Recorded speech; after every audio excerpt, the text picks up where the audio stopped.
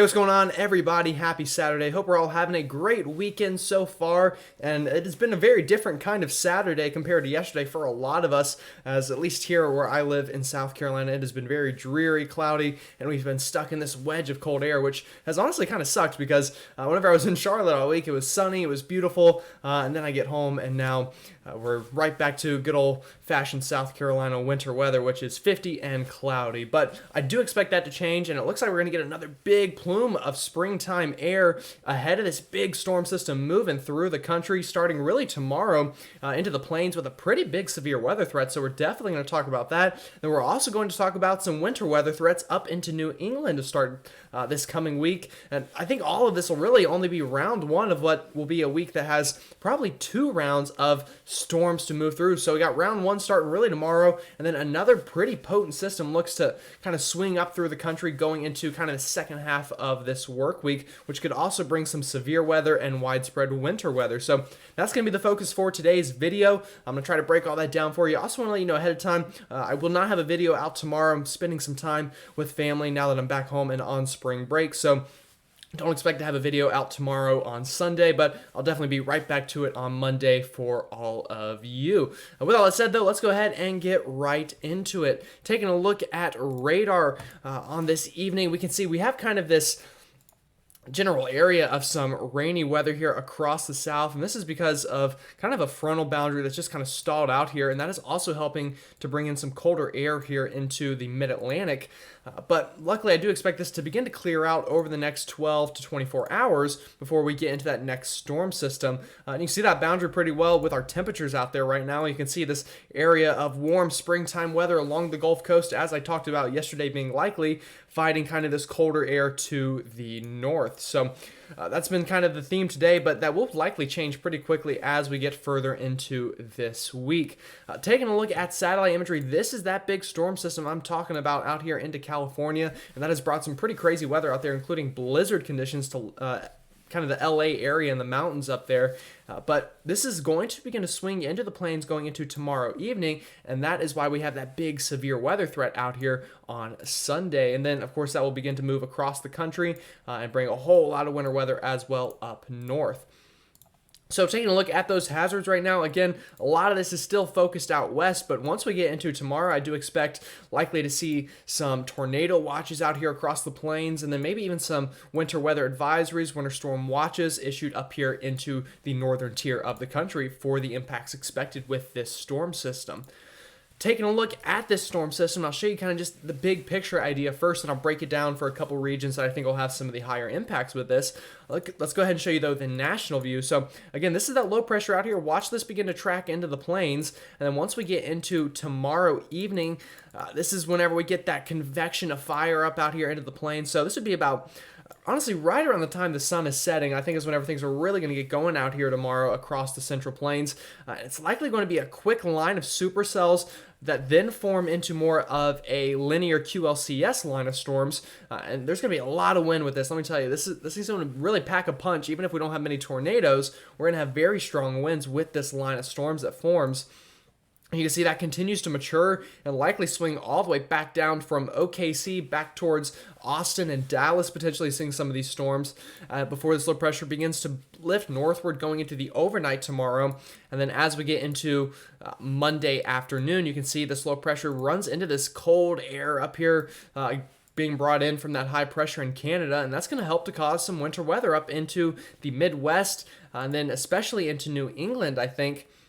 Going into Monday night and Tuesday, you can see this high pressure right here. It's helping to funnel in that cold air, and then as this low pressure begins to phase offshore here, that is going to set up, the chance for some pretty good snow totals, I think, for some of us here at least, into sections of New England. And you can see that here with that radar showing that snow pretty widespread there from Boston down towards Hartford, Connecticut, Providence, Rhode Island, and then up into Vermont, New Hampshire, and even New York and Maine as well. But even, I think, I would be surprised to see a quick burst of snow in a place like New York City, and we'll take a look at that here in a minute. But something I also do want to mention with this storm is even here in the south, it looks like we get some showers to move through with this, but I think the heaviest precipitation will likely be along the Ohio River Valley, with more just kind of scattered showers going into Monday here into the deeper parts of the southeast before this whole system kind of begins to work out of the country going into Tuesday and Wednesday.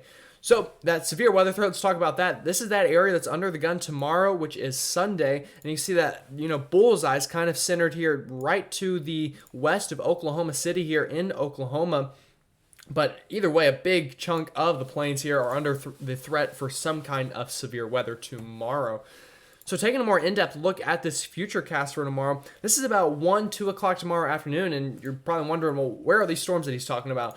As we begin to move this ahead into about sunset tomorrow, it looks like I'll actually have to refresh this page. Sorry, it's not quite loaded. But as we begin to move into sunset tomorrow, you'll notice here comes that line back here out of the Rockies, and as that dives here into the plains, you're going to get some storms to fire. So this is going to be right around sunset tomorrow again. We'll see that line of storms begin to fire here into the panhandles of Oklahoma and Texas before those things really begin to mature. And as the sun's going down, we're going to get a very strong line of storms here, and the wind is going to be strong with these. Likely, we're going to get some severe thunderstorm warnings tomorrow that have hurricane force winds with them. And then, of course, embedded supercells with tornadoes, also a real possibility with this. But this looks to move through the Oklahoma City area about 8 o'clock, I'd say, tomorrow evening. And then maybe an hour or two later through Dallas and Tulsa, and then closer to the midnight hour through St. Louis, or excuse me, not St. Louis, Kansas City, rather, with this strong line of storms. Before going into Monday, we have much nicer weather here in the plains.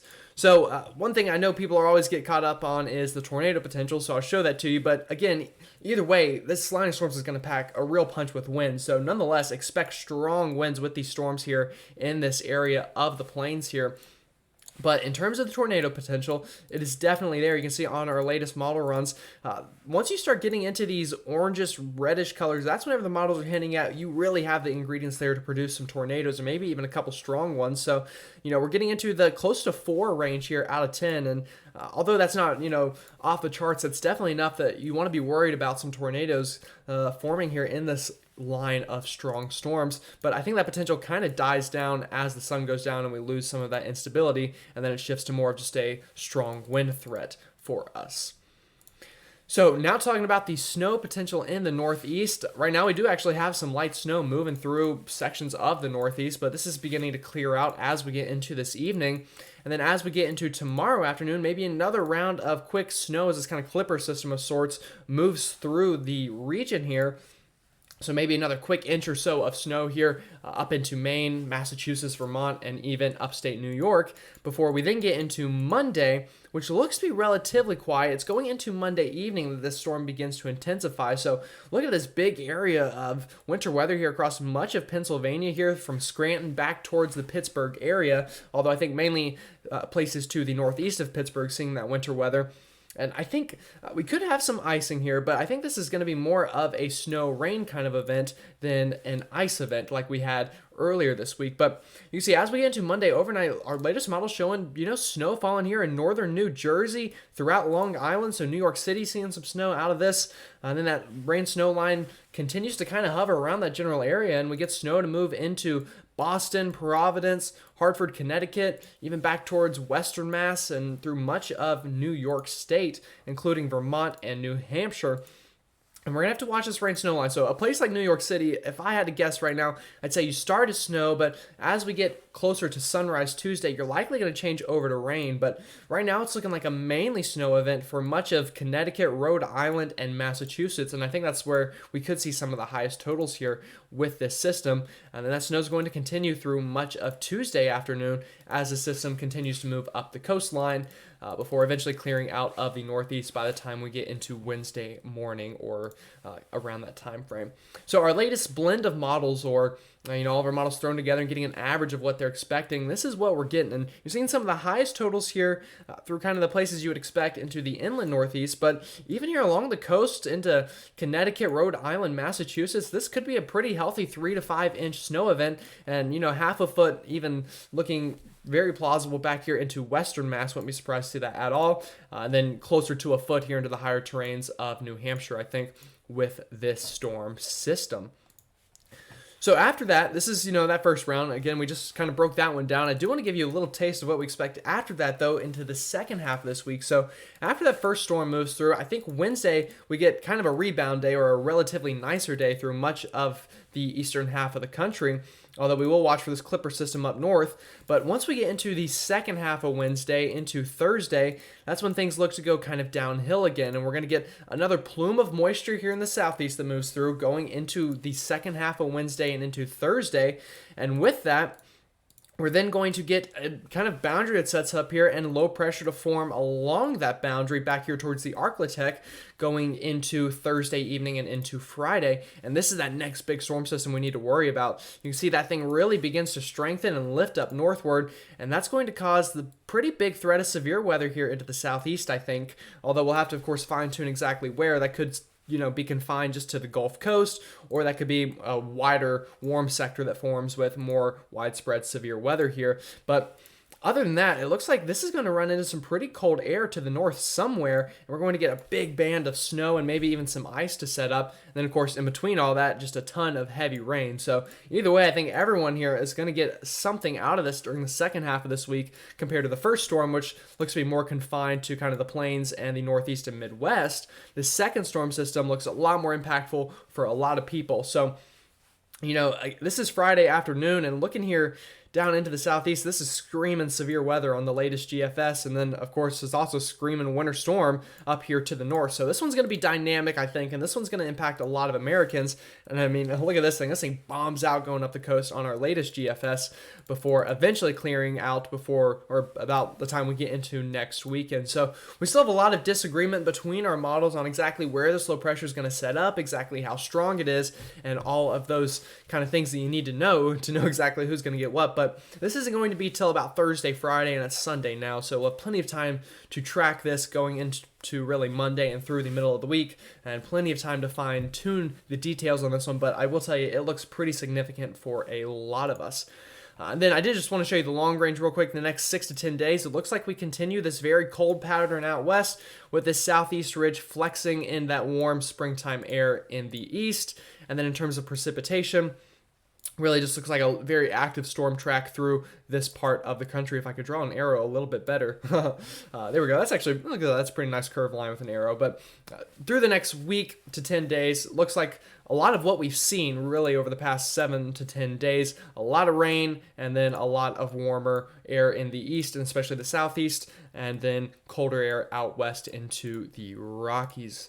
So that's all I've got for you today. Again, just want to remind you, I won't have a video out tomorrow, but I'll try to give you a quick post in the kind of morning or afternoon sometime, giving you my latest thoughts on all of this. But definitely come back Monday. I'll have another in-depth video, and I'll be home, so I can kind of plan for that one a little bit better. But hope everyone has a great rest of their weekend, and I will see you all on Monday.